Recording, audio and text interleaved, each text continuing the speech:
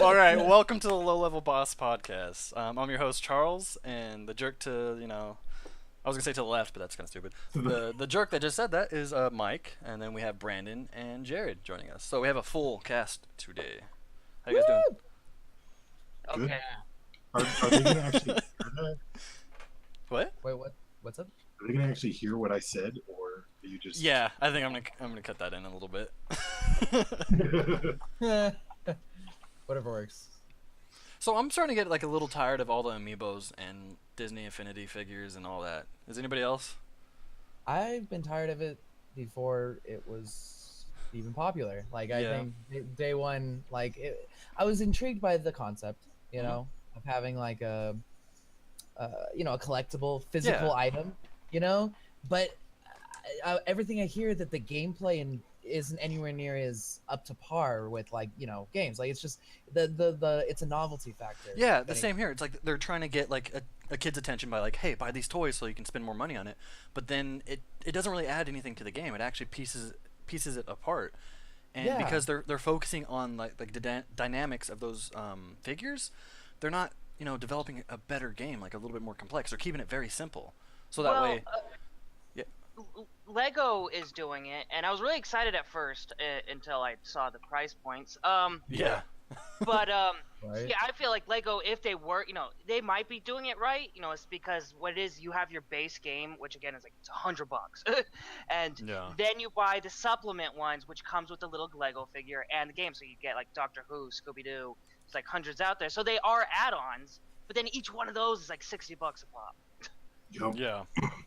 I think that's the main part of it is like the price.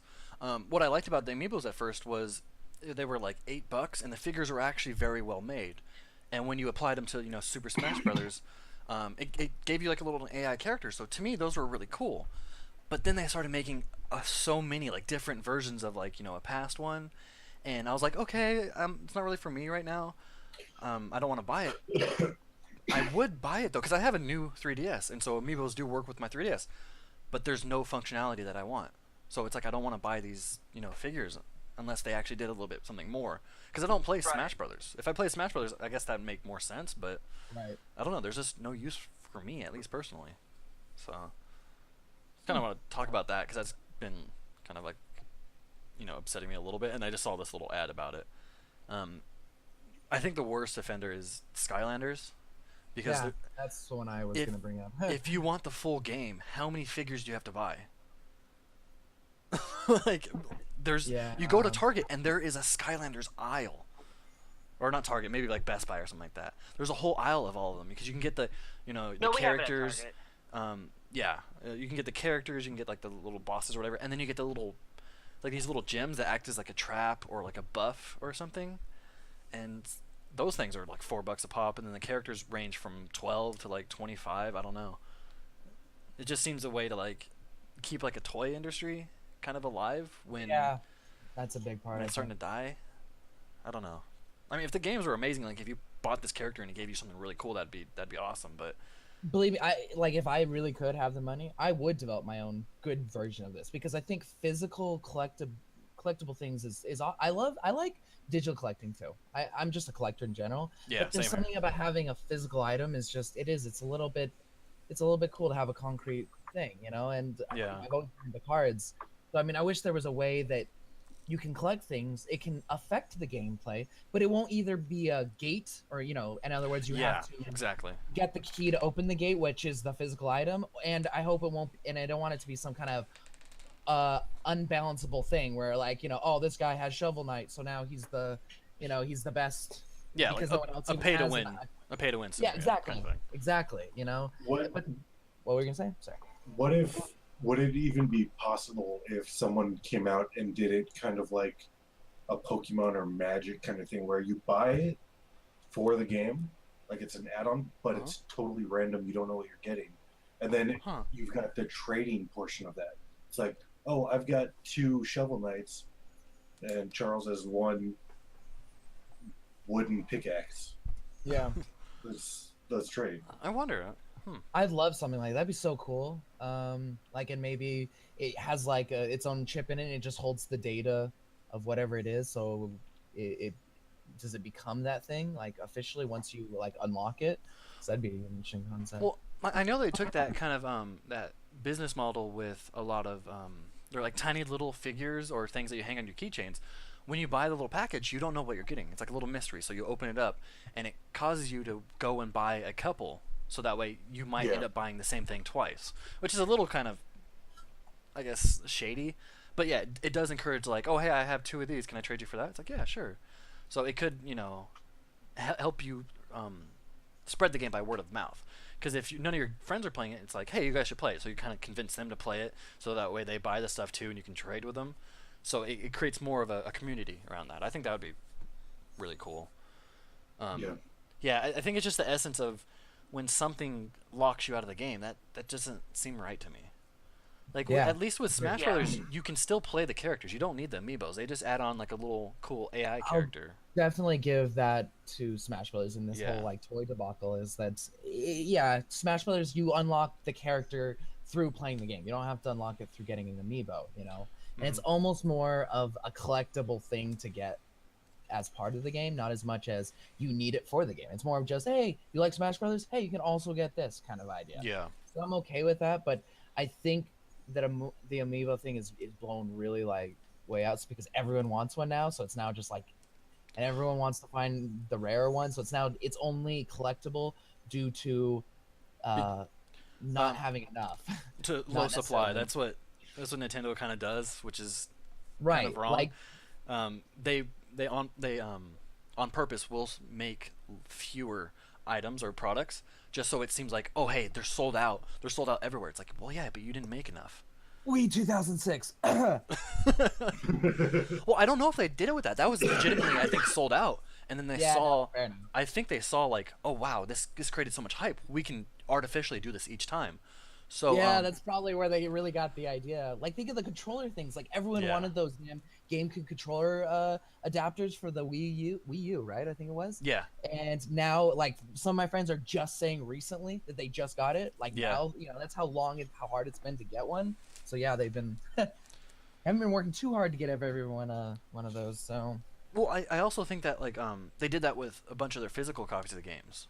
They didn't print enough, and it's like discs are like one of the cheapest expenses you can do for a game.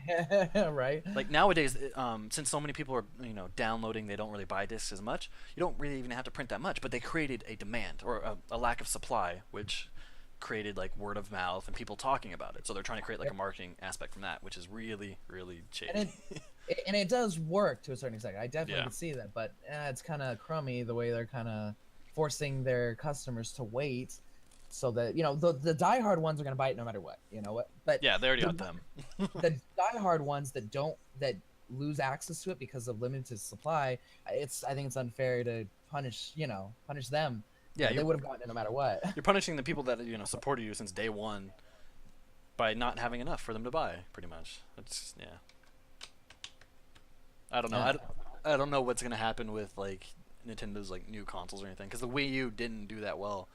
I remember I kind of got out of gaming news a little bit, and people were like, "Oh yeah, I'm playing my Wii U." I'm like, "Oh, is that like an add-on for the Wii?" No, it's their new consoles. What? Like I had no idea even after it came out that it was their new console. Yeah, I didn't know about the Wii U for a while either, till long after it came out. Well, they shouldn't have named it the Wii U. It should have been named something else. Because the Wii U just sounds like an upgrade to your Wii.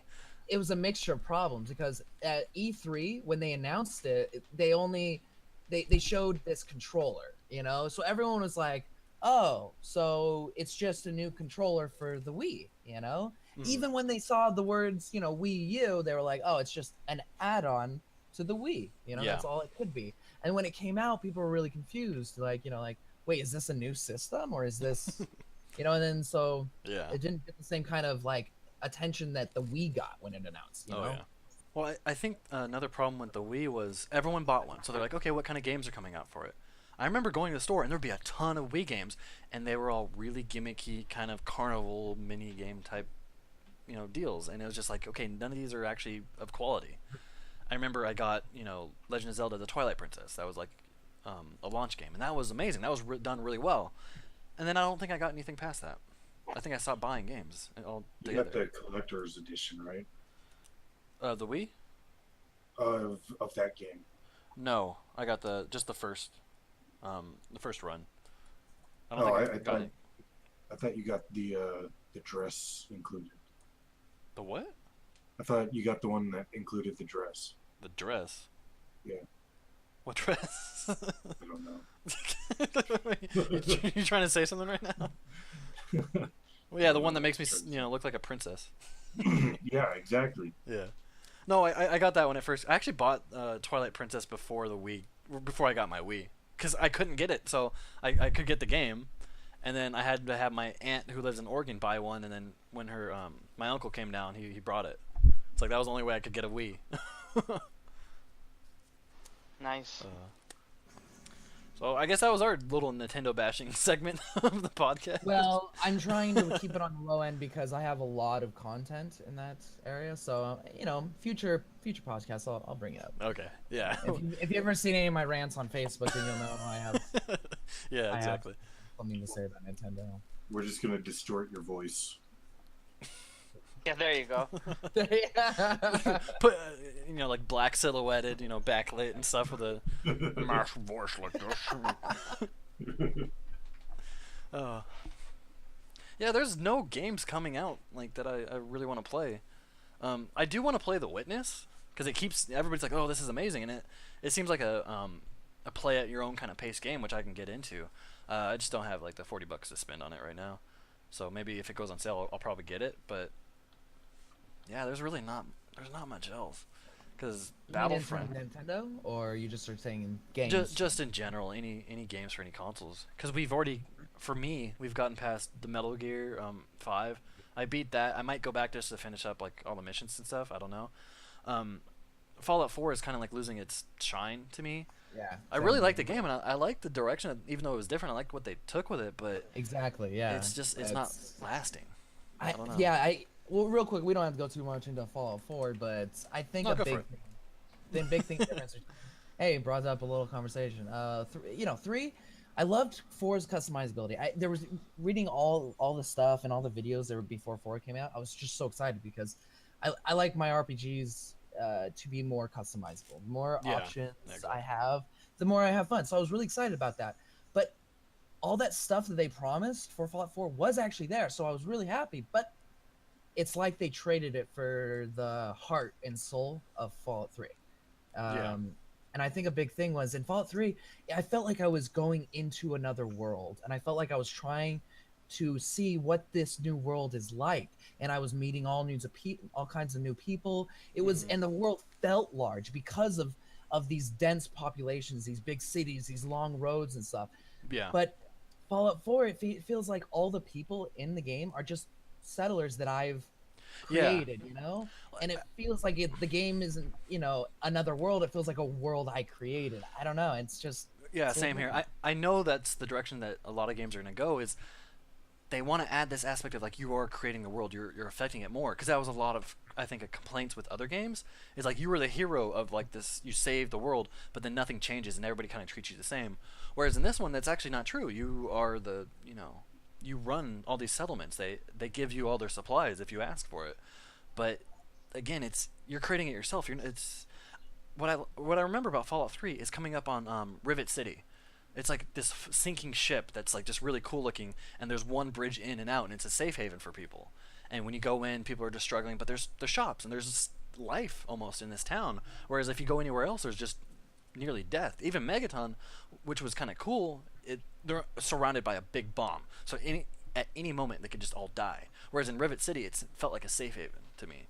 And I don't really get that much in Fallout 4. There's not memorable locations. I mean, Diamond City is in a big stadium and it's cool, but if someone asked me like name a city from Fallout 4, I'd be like, or name 5 cities from Fallout 4, I'd be like, well, definitely Diamond City, and then there's there's that area around Diamond City. I go around there a lot. Megaton. There's always Megaton. But yeah, anyway, so yeah, and you name 5 from Fallout 3. It's like Megaton, Rivet City. You have the what's it called, the underground, where all the ghouls go. You have, I remember there was that one vault that was captured by super mutants. There was the Gary's vault. Oh, there's one with all the kids. Little Little lamplight. lamplight. Would you see that McCready, that the main character in that place? You Four. see him in 4. Yeah, that was crazy. I didn't realize that until later. Spoiler I didn't alert. notice it. Oh, sorry. I mean, It's not even a big spoiler. It's just Well, no, I'm just in case somebody's watching. That No, trust me, it's not. Like, you might think it is, but it's really not. I won't say other characters because they do play a part, but there are other characters that come in from 4 or come in from 3 into 4. But apart from 1, I didn't know who they were. I look back and be like, oh, okay, that makes sense.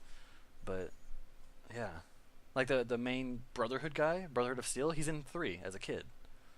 oh, he's in the game as well. Yeah, he's if you go back to the Brotherhood of Steel, the Lions, Pride of the Lions, or no, what are they called? I guess they're just the East Coast chapter. If you go back to them and you go into the Citadel, there's a kid who is I think he's the son of the Elder. He shares the same last name. You go to him. That's the Elder in 4. Like basically his parents died and all of his the Sarah Lyons died and the Elder Maxton died, so he became the new Elder Maxton. Because it's kind of like a monarchy kind of deal with that, I guess. Yeah. Yeah, I didn't know that. Like, I wouldn't remember that. But yeah, there's going back into the whole like memorable locales. There's not much in 4 because they're all the ones that you make, which is a really cool idea. I love that, but I don't know. I feel like if they build like another game on top of Fallout 4, like they did with New Vegas and 3, I think that one would be really amazing. Because they've had to like sit there and redo basically the engine almost. So if they just add more on top of that, I think they can fill in some of the gaps that I felt like were there. I think a lot of games right now are trying to kind of capitalize on the success of Minecraft and its clones. Yes. I'll fully agree with that because gamers nowadays want something that they can create by hand almost, and I feel like that's why they put that into Fallout 4. I would completely agree on that. And then also, like you have also the DayZ clones, like Rust and stuff like that. It's all got that similar aspect. That you can make your own place and stuff like that. There's a lot of games that do it well though. Like I thought Rust did it very well. I felt like it was just lacking like in-game kind of content. But other than that, I felt like it was awesome. Are they still working on Rust? I don't know. Actually, I'll check it out. They're working it. They're still. I mean, because when we played, it felt like there was enough there to actually play. Like it didn't feel like I was really lacking anything. It just felt like, okay, well they're gonna add more onto this later. Like what they have here feels complete and polished, but there's still like an end game that they need to do. Yeah, it's still early access. Oh, wow. I mean, I felt like I got my money's worth out of it so far, so I'm not complaining about Rust. I'd like to sometime soon. We should log on to the Forest because I've heard that they've really added a lot onto that one. Well, especially for you, because they probably, what is it called, optimized it a little bit better. Because I know you were having problems playing it, but I think that was just due to memory leaks and stuff like that. Well, they moved it to a different engine, I believe. Really? I think so. I'm not 100% sure. That can't be an easy thing to do. No. That's like. Oh, go ahead. One thing I do know of is like, you know how we were talking about like Rust? There's no real like story element.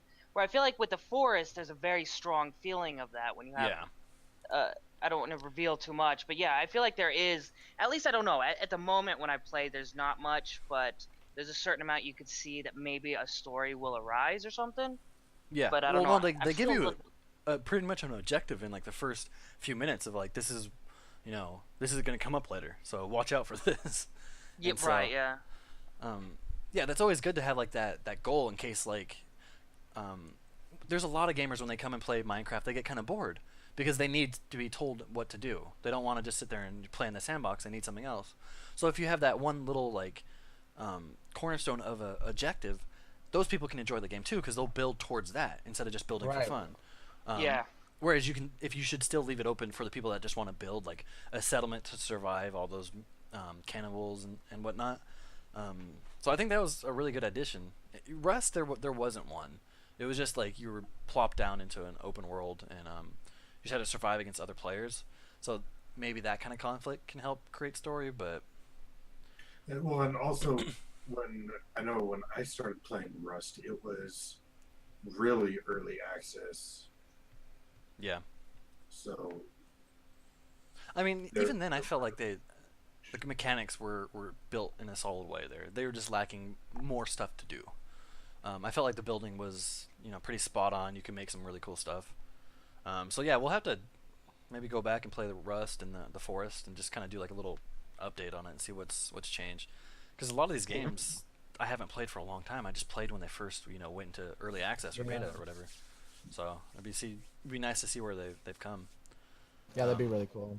And then there's also the modding communities. So if a game kind of like development kind of died out, people might have kind of picked it up just as for fun. So I like to see that too. See what else is coming out. Blah blah blah, blah blah blah blah blah. You guys been playing any games lately, or? Like I did. I have. There's like this realm system in Minecraft. I don't know how new it is, but it's new to me. So It's sort of new. It might be like a year at this point, but. Oh really? Oh wow. Well, I've been off Minecraft. I guess when they first released it, they were like, "Hey, this is still kind of like in a beta kind of situation a little bit." So right now could be like where it's more solid. Okay, because it works really well. I love it.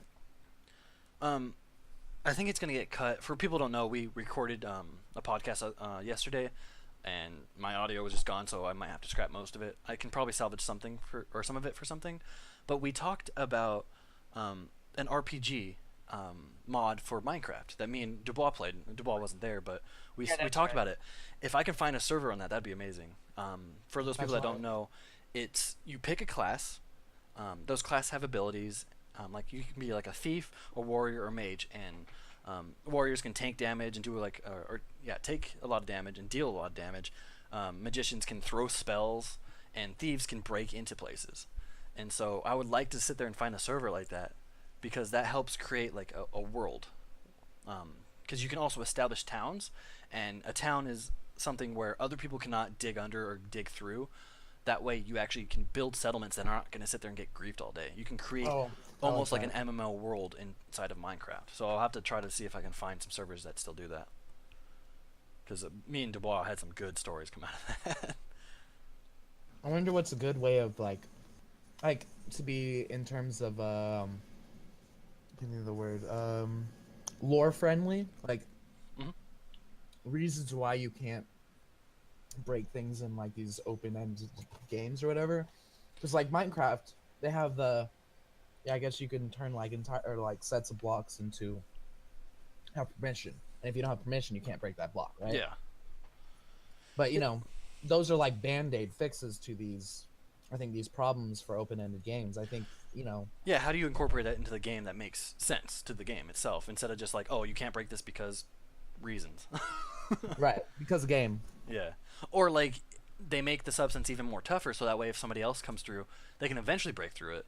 But you basically have to chisel through a 4-meter thick wall, essentially. Right. Minecraft does have an element of like magic to it, so you can easily put down like a little protection ward or something like that that protects those blocks from other invaders or something like that. That could work into the lore, I think.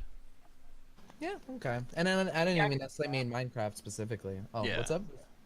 No, I just said I could see that. Oh yeah.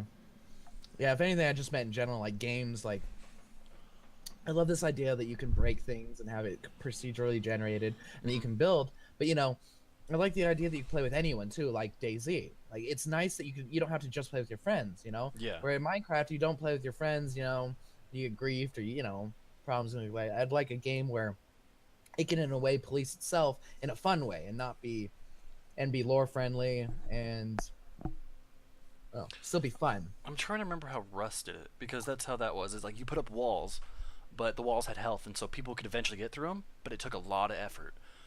But I'm trying to remember like what would happen if you placed a wall and you wanted to take it down. I don't know if it was like you can instantly take it down, or if you had to destroy its health basically. I guess that would make it like kind of frustrating, but kind of cool in a way. It's like, okay, if you place a wall here, you're placing a wall there. You need to, be a little bit more careful and plan out what you want to build.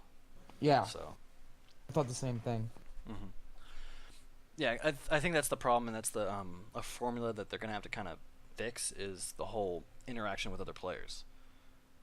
Because you can build this big fortress in Minecraft, but somebody just digs through just like a little bit of the wall and they're in. Like, no matter how many traps you set, if you put up an iron door that's blocked from the other side with redstone, like a little redstone um, password or something like that, you can go up to it and place, a little switch, and then flip the switch, and the door's open. You can break through it that easy. So, Wow. Yeah. Is that a mod for Minecraft? No, I'm just saying, like, if you played on a vanilla server, and let's say I created like a little vault where you had to use the switches in a certain order to open up the door. Oh yeah. You can just walk up to it, put a switch above the door or below the door, and flip the switch, and it opens the door. So you break through the system basically. Yeah. So I don't know how much you heard, but we're trying to think like, what could you add to the game that makes sense on why somebody can't place a block down right there. And I was saying like you can put down like a little spell ward or something like that causes other players to not be able to place stuff in that area. Kind of like taking those admin commands and controls and applying it to something that makes sense. Yeah, agreed. Yeah. I mean, once they find that perfect formula, that's going to be the game I want to play. Because I love like big open worlds that you have interactions with other players that might not necessarily be nice. They might want to destroy you and take your stuff. But you need a way to stay safe, so that way you can build an establishment or a base or something like that. For DayZ, the developers originally wanted to do...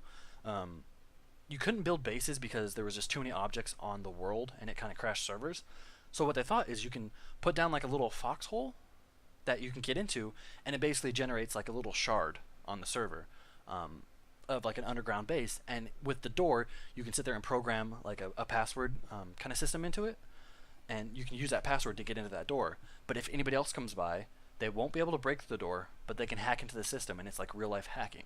So they have to find like how you programmed it and break through that code, basically. Yeah, that's pretty cool. Yeah, see something like that kind of system. Oh, if there's like a perfect game that balances all of this, yeah, I would play that in a second. Yeah, because that was one of the reasons why I didn't want to play DayZ. It was like you can't have an established like area that you can keep going back to. If you did, I would play it more. But again, that breaks like the whatever formula they did have for DayZ, and it makes it a way different game too. Here, let me drink my coffee. Well, I mean, they've got semi persistence with tents. Yeah, like you can build like a little tent village, but anybody that breaks through the village can get up to it. Like you couldn't really place. You can place sandbags, but those were rare. I guess what is it, like the barbed wire you can place, but if there's a path to get to it, you can eventually get to it. So you had to hide it within trees, off way in the distance, and even then people would just turn off their settings for the trees so they can see through it and whatnot. So, but that's also realistic that way. I mean, not turning off the setting, but the trying to hide your area. Well, it'd also be like realistic if you had like you found like this concrete plant and base, and you were able to board it up and have a door that's locked. But they don't have that in that system either. True. So that's just my thought on that. But if anything, I'm probably the only thing I'm really excited about now it would be virtual reality. That's the thing where I'm. Yeah, I think that'll add something to it. Like you can get like a basic premise, but the fact that you're in it makes it just way different. So I want to try out more VR stuff. Have you tried any? No, I haven't. When we were at E3 a couple of years ago, I know you tried out the. That's right. You didn't. Oh, I should have told you. I should have just. I wish we went day one, and then I would have probably gotten in line every single day, at least 3 or 4 times a day. Yeah. If I knew. But I tried it like right before the E3 was ending. Yeah. Granted, the first day there was a 2.5-hour wait. So. Yeah, there were long lines to those games.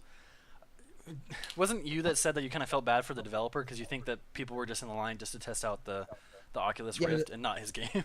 Exactly. He was actually, because it was the indie booth. It wasn't it wasn't like an Oculus booth. He was like, so I'm testing the game, and like, oh my god, you have Oculus. And then anytime people asked, all they ever had were questions about Oculus. They didn't care at all. And I was praising him like, this is really cool, good job. And he was like, oh wow, you're the first person who's talking about the game. I'm like, what? That's checked out. I'm like, oh man. Because I saw the gameplay like in one of the monitors, and it seemed like a really cool game. It was like you're creating steps and you're trying to get through like this like empty void space to get up to like a platform or something. That was, I don't know, it was a really cool premise to me. He really used VR so you could think outside the box. That was the idea. Oh yeah. Yeah, and that was the whole thing. It was about looking around and trying make decisions Yeah. just about what you see and your perspective. A big thing was your perspective. It would affect the way the blocks were placed or the items that you had. Yeah. Yeah. Yeah, Yeah, so I'm we'll really see how that excited. comes out. But I think the price point, they released the price point for, I don't know if it was Oculus or some other stuff, but it was like $500 per Yeah. Yeah, people are unit. definitely commenting on how the price increase. Yeah. Well, I don't think they realize, like, the the headsets that are coming out now, they're not a product. First of all, they're made with, like, cheaper um, what would you call it? Cheaper hardware because it's an older prototype, whereas the new one's gonna have more efficient, like, what are they called? Like the little devices that tell, like, the orientation of where you're looking and where you're spinning to and stuff like that. Gyroscopes.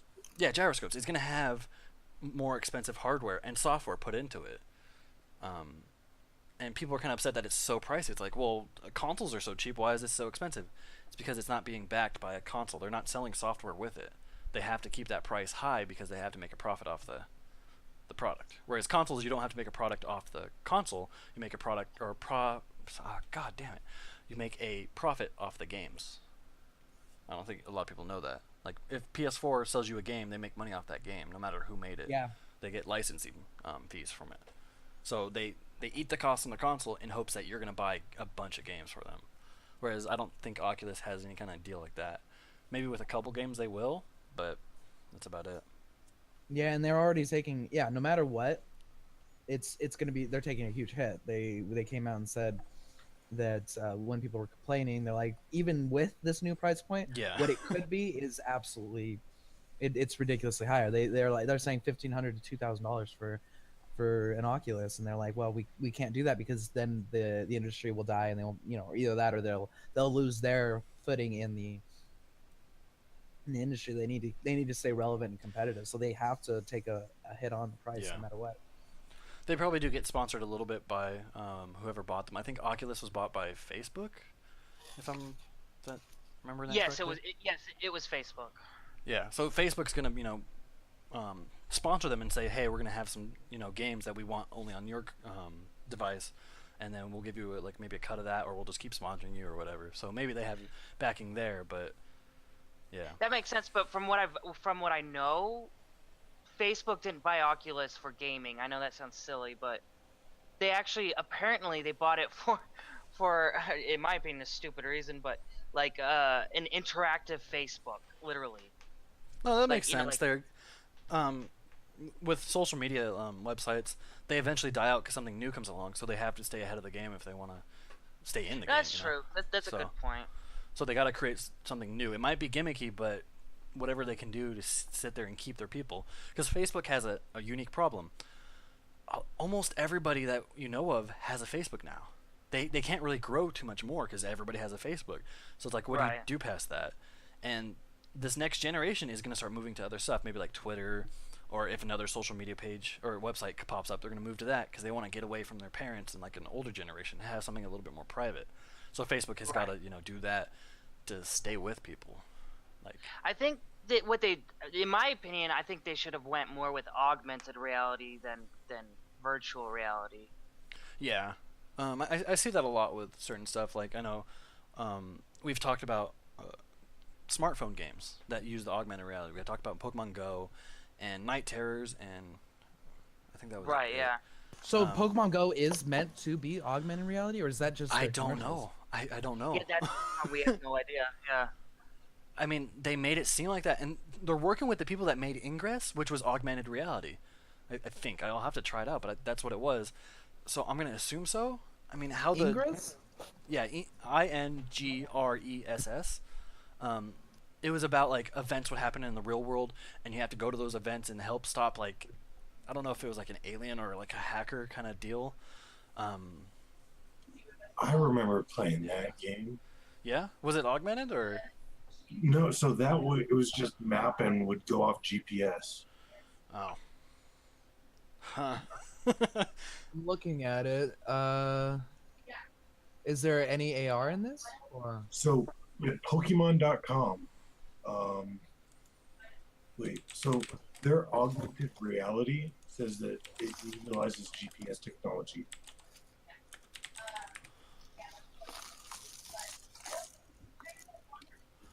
Okay, here. Let's see. I'm gonna download Ingress. I think it's free. Because this is Ingress right here. Like a little event will pop up, and you see people kind of like staring at it and watching it. See, notice how nobody's looking through their phone. Oh, there it is. There was a little bit of phone footage right there, and it was just a map. It's just a map, yeah. This is almost identical to the Pokemon Go commercial. Yeah, probably same marketing team, dude. Yeah, because because great, I see that, but if there's like AR or whatever, that'd be so cool. They might be, doing a little bait and switch with the Pokemon because they haven't said much about it. So yeah. Because if it's just GPS, then I'm just, it's like cute, but it's not what I'm, what I would be really interested. Because I got really pumped by the trailer, and I'm just like, okay, there's something about this. There's a reason why they're not showing their screens. So, yeah, I guess we'll have to see. I mean, it might be fun like this either way, but again, we have to kind of impede our expectations. We can't sit there and let our minds go wild. That being said, they probably should make like a little bit more definitive trailer for Pokemon Go. Yeah. Right. Pokemon Go. Is there any news or anything? New update hints about Pokemon Go following Nintendo NX augmented something. Oh, that's the website I was looking at right there, Charles. Oh, yeah, this is like where the official news is going to come from. I think the Nintendo NX is their next console. I don't know if it's handheld or, you keep it at home. But that one might do more augmented reality. I mean, they have augmented reality stuff with the 3DS, but it's just kind of gimmicky and it's not really being used. Like, you can buy a card, put it down on the table, have the cameras pick up the card, and it'll do something there. And you can play little mini games on your desk, essentially. Pokemon as a Super Bowl spot. Yeah, I think they already showed, or they released the video, though, which is kind of weird. Oh, for the Super Bowl this year? Yeah. Yeah. Didn't the football season just start? No, it's Super pretty much Bowl's over. next Sunday. What the hell? Holy shit, I missed football season completely this year. Yeah, well, our team didn't do so well. Oh, that's probably why I'm not thinking about it much. Yeah, my season ended a couple weeks ago. Ah. Yeah, our season ended a while ago. Probably after about the fourth game. Oh, so yeah, I guess Loot Crate is coming out with a gaming-centric box called Loot Gaming. Like, what? Isn't that what Loot Crate was supposed to be? It was just gaming? That's where that term comes from? I don't know. I thought that was weird. Maybe that's just a little side. That's the one thing I'd like to talk about is not the company Loot Crate, but have you seen the surge in games adapting loot crates to their this like paid system, like you put money into it, like basically in TF2 you got a crate, but you didn't have a key. You can either pay real money for a key or you can trade items with other people for keys, and then that crate might give you something random, it will give you something random. And now Killing Floor just added it, League of Legends just added it, and it seems like more and more games are.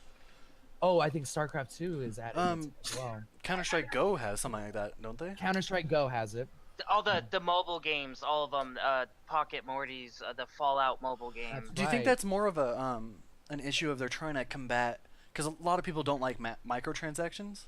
So when they create like this vague, random kind of almost event within your game, it kind of gets like flies under the radar a bit with that, like all that hatred. I think it's a little bit easier to justify. Yeah. With that kind of system, if it's done right, I think it's okay.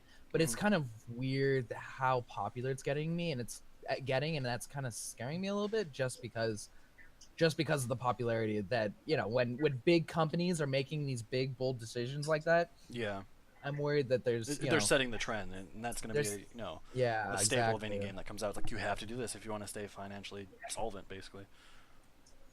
I don't know. I've been staying away from multiplayer games. I've been playing single player, but that's starting to creep in too. Like Metal Gear Solid had a microtransaction system, which I don't think needed it at all. So I guess that's kind of good that it means that it wasn't, overpowered. It didn't make you like win more, but I don't know. I mean, if it gets, game developers more money and it doesn't, bog down the content, I'm fine with it. But again, like on CS:GO, if you have all these crates and you just spend more and more money, chances are you're going to get a better weapon or just better stuff more and more. So maybe creates a little bit more of a pay to win system. Yeah, like I say, yeah, if it's done right, I think it's okay. But when it gives you like items that potentially, give you a benefit over another person, then the person who's going to put more money into the game eventually will be able to get everything they need, opposed to the person who just plays a lot. Like, I think the one game that's really based off that kind of system is Hearthstone. Yeah. Because I play Hearthstone and I've put, maybe $60 to $80 into the cards, and I feel like I got okay amount. Like I got a couple legendaries, but I feel like the more money you have, the more legendaries you're gonna get, and the better you're gonna play. Like I've seen people do, budget deck builds, but at the end of the day, that's not gonna win against the top ranked people. So if you want to get up there, you have to spend a lot of money, more than a retail, amount. Because I've already, spent this, past the $60. So. Yeah, I actually haven't even put any money into Hearthstone yet. Well, it's hard to get cards otherwise, so. Yeah, I know. You kind of need to, which sucks. I mean, I guess they don't come out with like a lot of different decks, thus like breaking their other ones. Because they just have, at least to my knowledge, they just have the base set, and then the ghouls, not ghouls, the gnomes and goblins. But yeah. That's that's one of like the expansions or whatever. Yeah.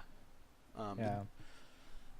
Oh, they also did like the wings, the different raids, like something of Naxxramas. I can't remember what it was called. Yeah, you had to pay for those though, which sucked. Yeah, but it was, if you beat it, you were guaranteed specific cards. Yeah. So that's kind of cool, like when you get specific cards, because then you know what kind of deck you want to build. Whereas if you're just getting random, you're hoping you're getting the legendary that complements the legendary you already have or something like that. Because like my legendary that I have in one of my decks is Dr. Boom. Now he's really good because he generates 2 bombs that you can use to do random damage, and if you play off that, you use like a complementary card to kind of like bring him back. You'll keep making bombs that just do random damage that the other player can't really prepare for because they don't know what's going to happen. But I've seen other people, they'll put down Dr. Boom, they'll put down, I can't remember the card, but there's one card that if something dies, it comes back to you, and so they keep just, generating, they're good cards. And if that card dies, it has a chance of coming back. So at one point, he had 2 of them on the field. I was like, what the heck? And he just annihilated me. Yeah, that's like, for me, there's this warrior style deck where there's a card, Patron Warrior or something like that? I don't remember. It's when it gets hurt, it automatically summons a copy of itself. So they build these decks where you can hurt your own people, and then within seconds their entire field is covered in this one guy who has actually have a really decent attack and health or whatever. Yeah. So it's a pain to play against, because once he drops one, you're like, okay, now I have to use every card in my deck just to try to get rid of it for the next 3 or 4 turns, hopefully. Yeah. You got to do something to get rid of it that won't let its effect take place, kind of deal. Right. Right.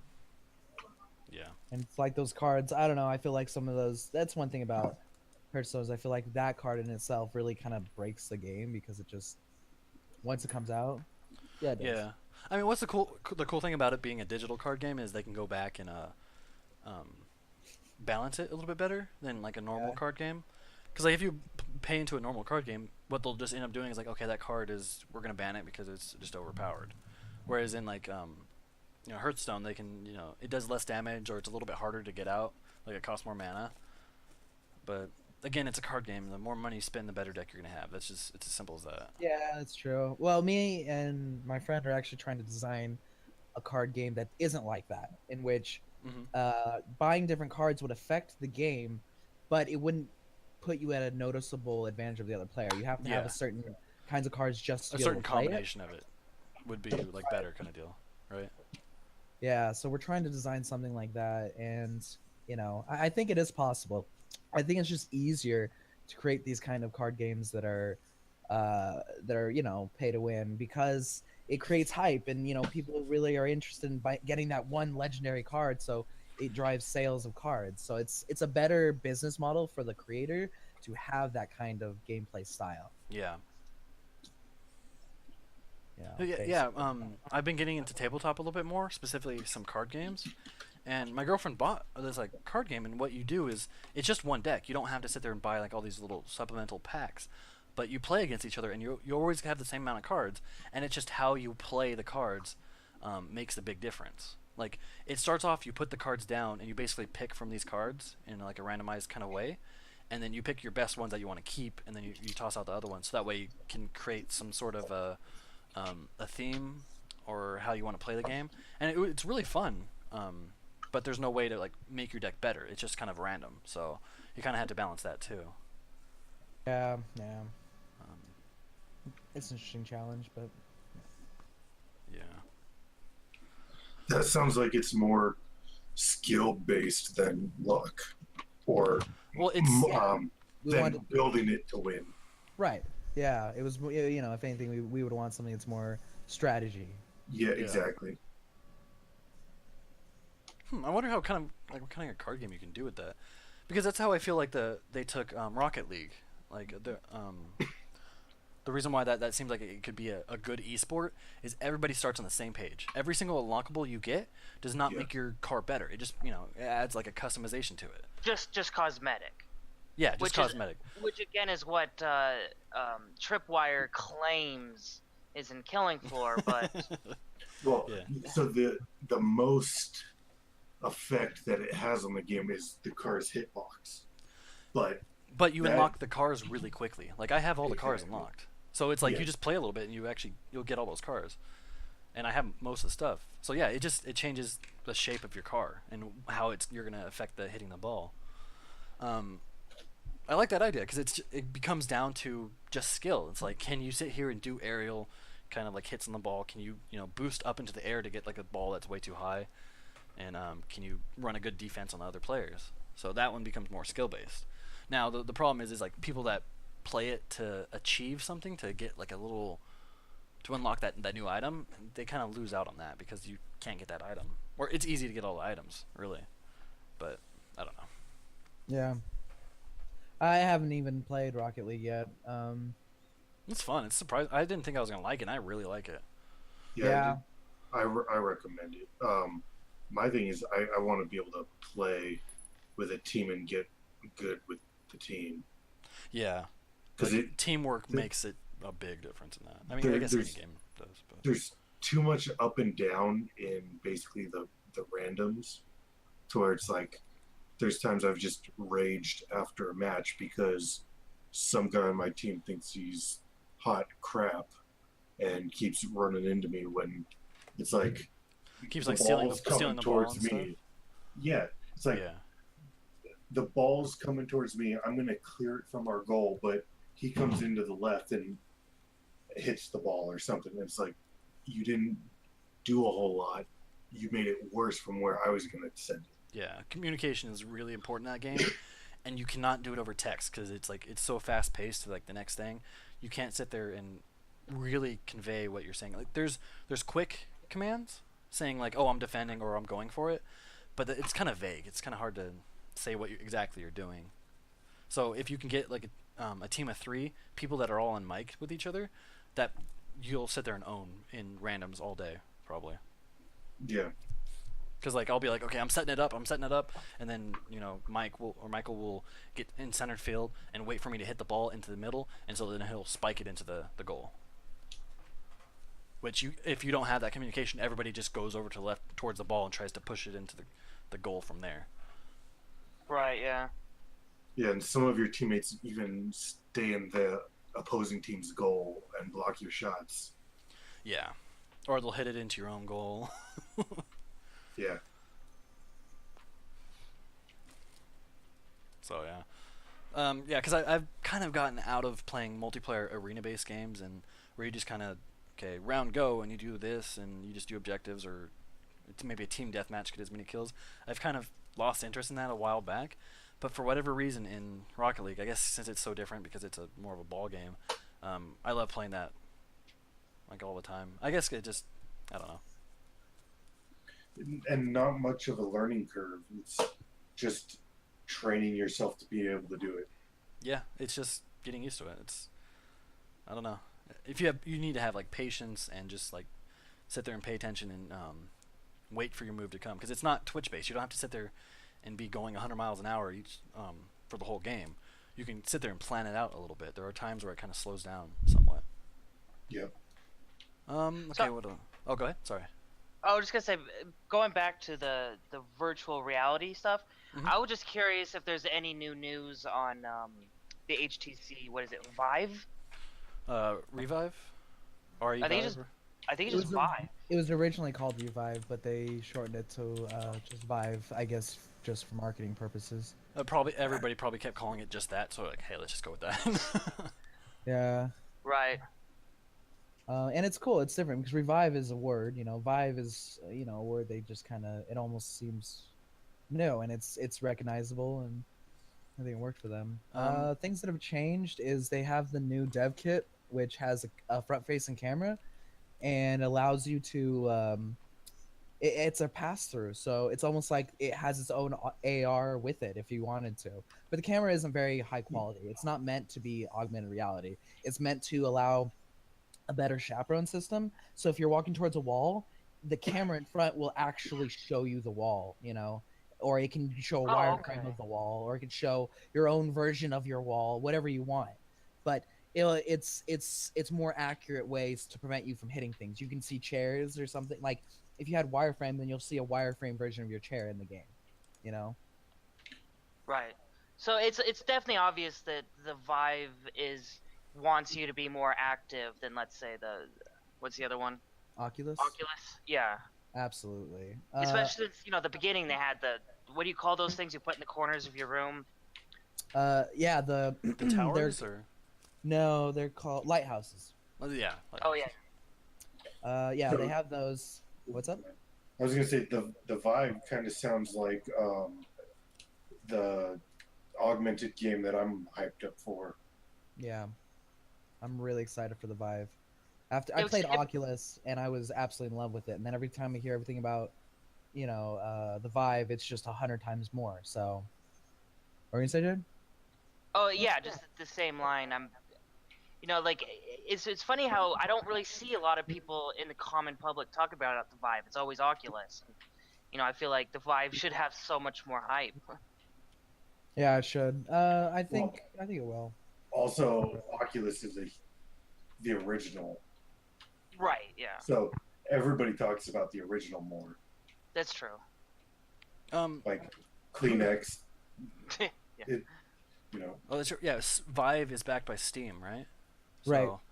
Yes. So it might come out with it might be more for gamers, whereas like what you were saying earlier, Oculus might be more for the general public. Yeah, that makes sense. Especially since Facebook bought it. Yeah. So that might be used more for entertainment, like movies and like having a virtual theater or something like that, and then just browsing Facebook. Whereas the Vive is going to be more gamer related, and it's going to be like Steam is going to might exclusively deal with or develop with them, or it just might be a better experience than what you would get on Oculus. So Vive might just naturally just come into like, hey, that's what you need to buy if you want VR. Right. Yeah. It's kind of hard to tell right now, but yeah. I mean, when you have like a major gaming, what are they called? They're like, I guess, an electronic publisher. When you have them backing you, you're going to do a lot better off, I think. Yeah. Right. I'm also really excited about the virtual reality theme park. Yeah. That's going to be so cool. I wonder what headset they're using, or if it's their own. Well, I wonder how different like the developing for the Vive and the Oculus are. Because if they go onto more of a standard, it might not matter. You might just pick something up and then either one works.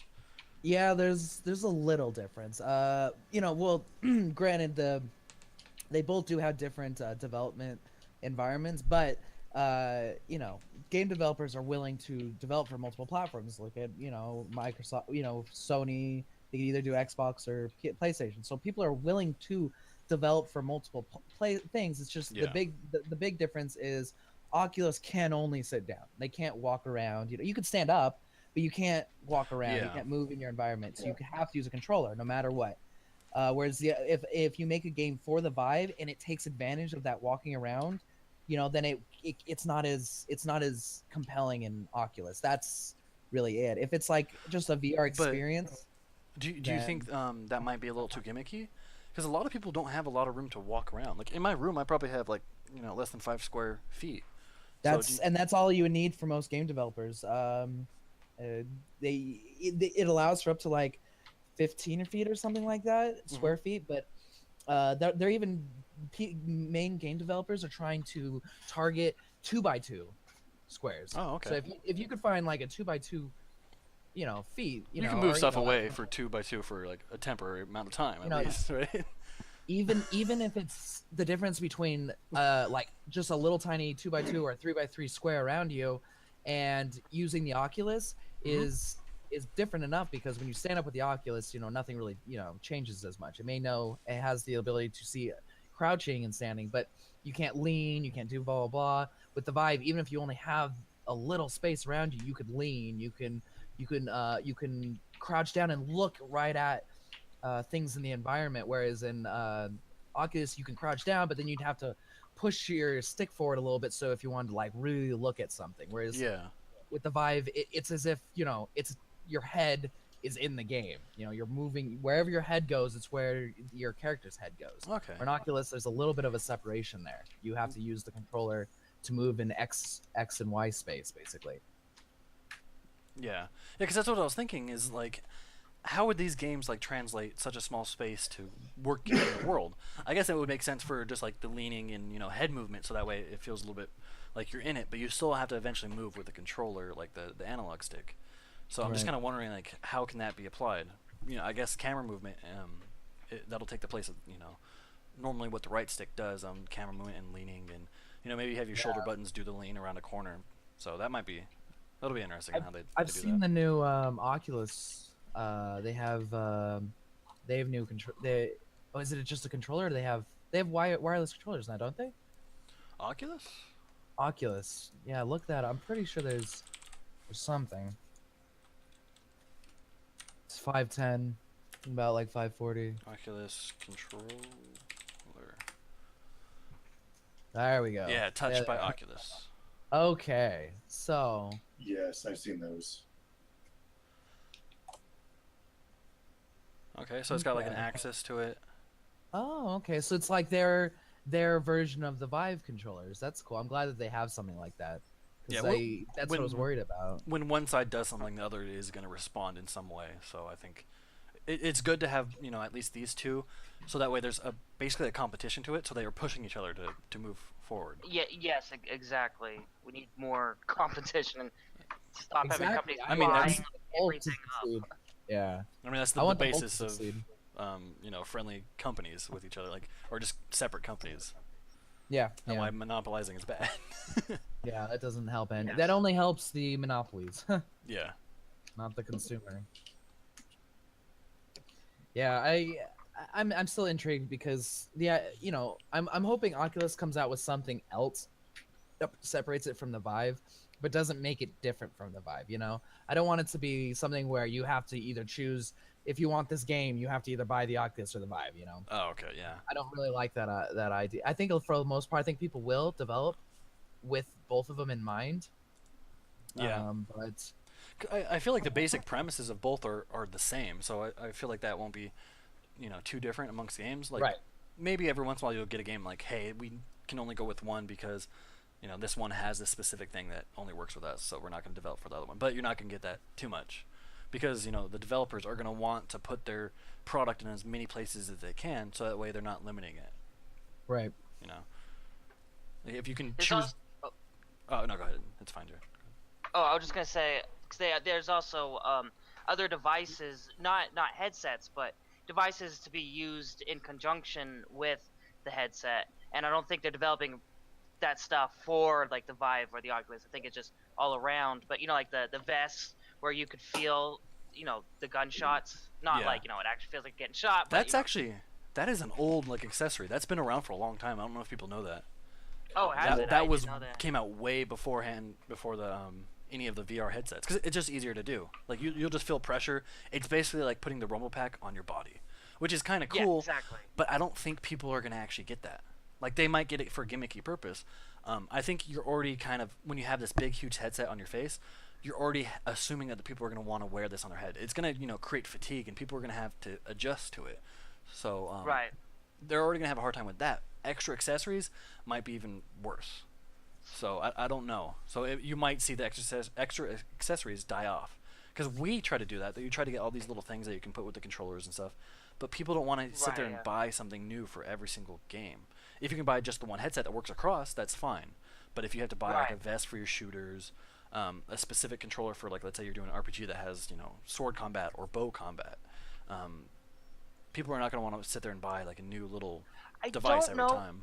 I don't know if it'll die off per se. Maybe more of just be for a specific audience. Yeah. Like you have all the Razer products that still all exist, but the majority of the population doesn't buy that stuff. It's the hardcore gamers. Yeah, it'll just be like a luxury thing almost. Yeah. Or exactly. I guess yeah. I mean, especially since you got some really expensive stuff out there. Like you saw that one right where the guy's playing with the Skyrim, and he's actually like his feet are moving, and he's crouching and ducking. It's like a little structure that helps like it keeps you in place, and your feet have like there's no friction there, so you can just like walk. And he's the using Virtuix Omni or the Omni, yeah, I think that's what. I think that one is specifically for the Oculus though, but I'm not 100% sure. Yeah. Yeah, go on. I feel like that might not be get with audiences very largely because it is a big thing that you have to dedicate space for. Oh yeah. Whereas like with the towers, you just place them up and then you just kind of clear a space for a little bit, and then that's easier. When you have nothing, that's a lot easier. That's why the Kinect did so well. Was you can place something down, or I guess they did well. I guess people kind of hate it too. But I like the idea. You place something down and it's just looking at you. You don't have like this big encumbersome kind of deal. Because to me, like the perfect virtual reality would be you put on like a suit and you put on the headset and you put on like the headphones, and then you're suspended from like the ceiling, and so you got like a full range of free motion, and the suit has like sensors in it that tells exactly where every part of your body's at. Now that's really way out there, but I would think that's perfect. But again, you have to have a suit, you have to suspend yourself from the ceiling, you have to have like this big complex setup.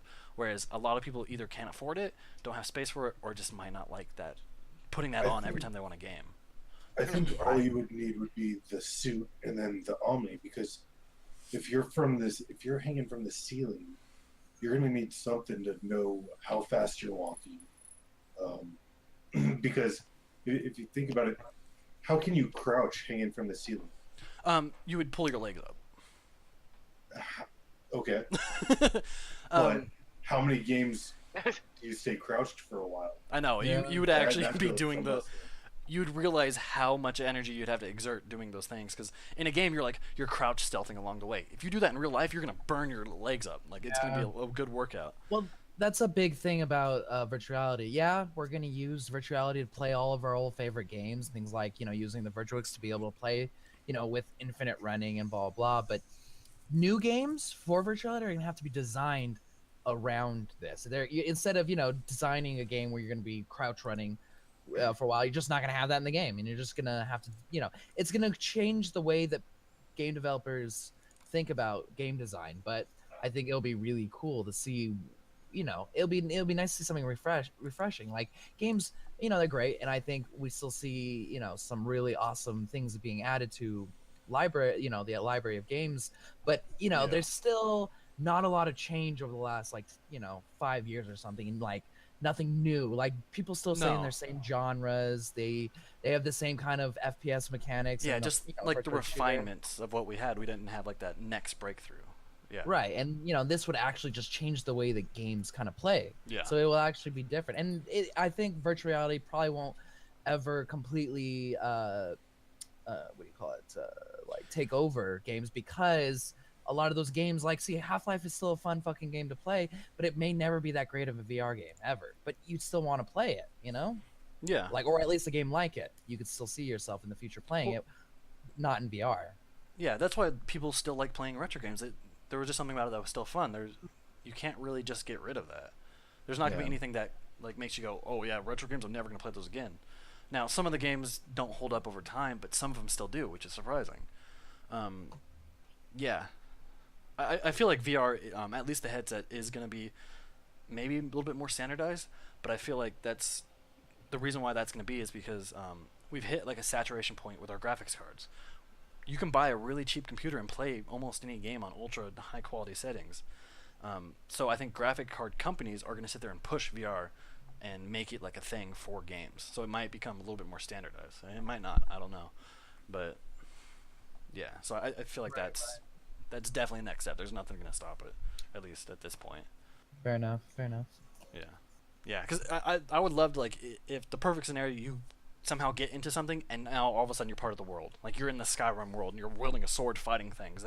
And like, to you it just seemed like that maybe you're putting on that suit. I don't know. That would be amazing though. Yeah, I agree definitely. with that completely. I want to live in that world, you know, especially things I've already experienced, you know. Like, if you like touch a surface, you can feel it on your hand, kind of deal. Like that extent of it. Like the because I think the next part would be like haptics, maybe. Yeah. Where you're actually getting feedback onto your person from the game. Exactly. Right, yeah. You can have actually like one day we'll have like vests so you can feel gunshots and things like that, you know. So you know, just so you're like, oh, well, I got hit, and you don't have to worry about checking your health meter. You know when you got hit. Well, they've already kind of tested it out. I saw this thing. You put on this glove, and it has like some robotics on it. And what happens is, like, it was a little car simulator. When you put your hand on the wheel and you grip the wheel, the robotics kind of pull on your fingers, so that way your fingers stop at a certain point. So it feels like you're grabbing something, and then you go over and grab the shifter.